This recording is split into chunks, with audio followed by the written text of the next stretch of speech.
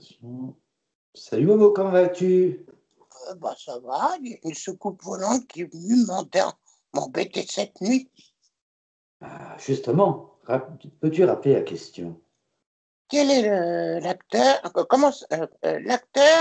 qui se trouvait dans l'histoire d'hier s'est fait maquiller en quel personnage? Ah oui, donc l'acteur se faisait maquiller en extraterrestre par un maquilleur d'effets spéciaux. Notre petit ami avait discuté avec lui, lui demandant si son métier était difficile. Il lui avait répondu que non. Mais c'est d'où, après avoir regardé un petit peu, décida de le laisser à son travail. Il regarda autour de lui, il voyait une grande estrade avec un acteur en train de réciter son texte. Pardon. Il regarda, c'était Molière. Il s'approchait discrètement de lui. Bonjour Molière, comment vas-tu? Moi, je m'appelle Sédou. J'adore le théâtre. C'est super. C'est comme le cinéma, mais en plus vivant.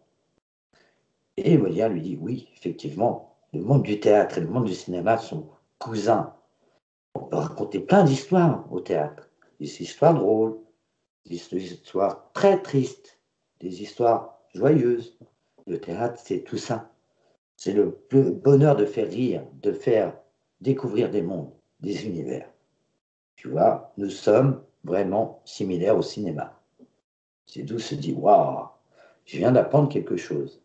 Moi qui suivais le cinéma, mais regardais un peu moins le théâtre, je viens d'apprendre quelque chose. Vous le saviez, papa, maman? Et les parents de Sédou lui répondirent que oui. Il s'intéressait au cinéma et aussi au théâtre.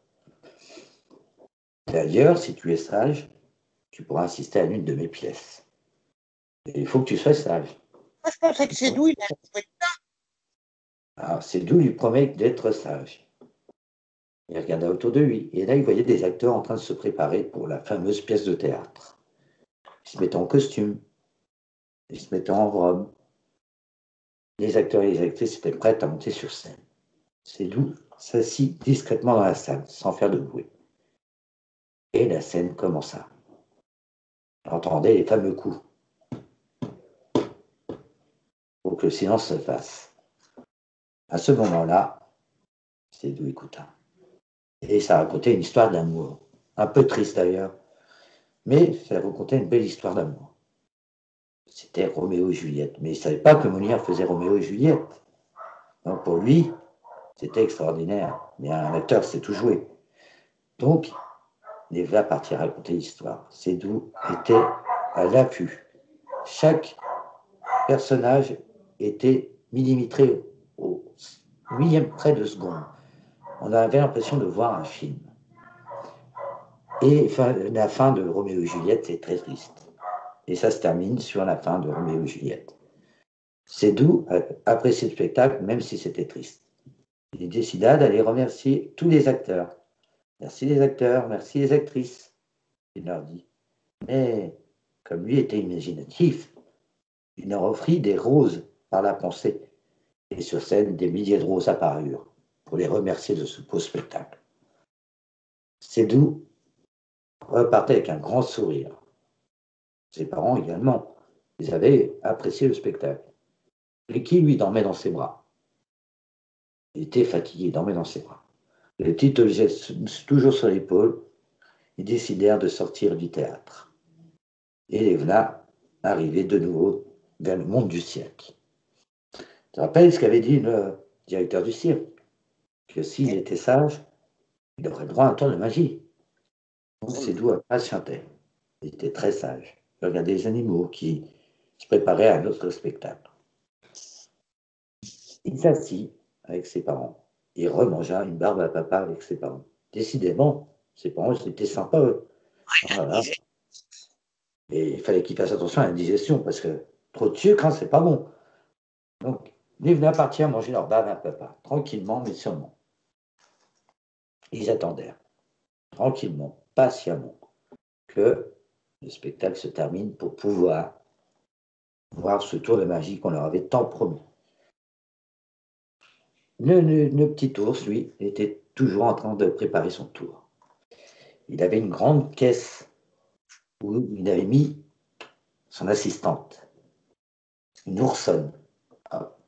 qu'il avait fermé avec un cadenas. Mais ça, c'était pour le spectacle. Elle était dedans et il préparait son tour. Il prit une scie, il coupa la boîte en deux. Ça, Sédou est impressionné. Non, il a quand même pas coupé l'assistante en deux. Oh, c'est incroyable. Et Rihanna, il avait un peu peur. Et il ouvrit la boîte. Il n'y avait plus l'assistante dedans. Où était-elle passée? Waouh, c'est trop fort. Comment il a fait? Il regarde partout, il ne voit rien. Il ne voit pas de trappe, il ne voit rien. C'est pas possible. Comment ça se fait? Il regarde s'il n'y a pas un compartiment secret, il ne voit rien. Mais où elle est passée? Puis regardons sur sa gauche, il voit l'Orson à côté. Il reste sans voix. Il ne dit plus un mot. Comment c'est fait? C'est possible. Sédou demanda à ses parents comment c'était possible. Ah, les parents de Sédou disent, il y a toujours un truc en magie. Toujours un truc. La chose, c'est qu'ils ne le disent pas. Ils n'ont pas le droit de dire leur secret. Mais il y a toujours un truc. Comment ça, un truc? Ben oui, toujours un truc. Une astuce. Toujours. C'est incroyable, ça. Faudrait que je lui demande quand même comment il fait. Comment, sans trop poser de questions, mais comment il fait? Là, je suis vraiment étonné. Il réfléchit, c'est se creuse la tête, mais oh là là, comment il fait ça? Mais ça sera pour la suite de l'aventure. Déjà, Eh oui, quelle question pourrait-on poser?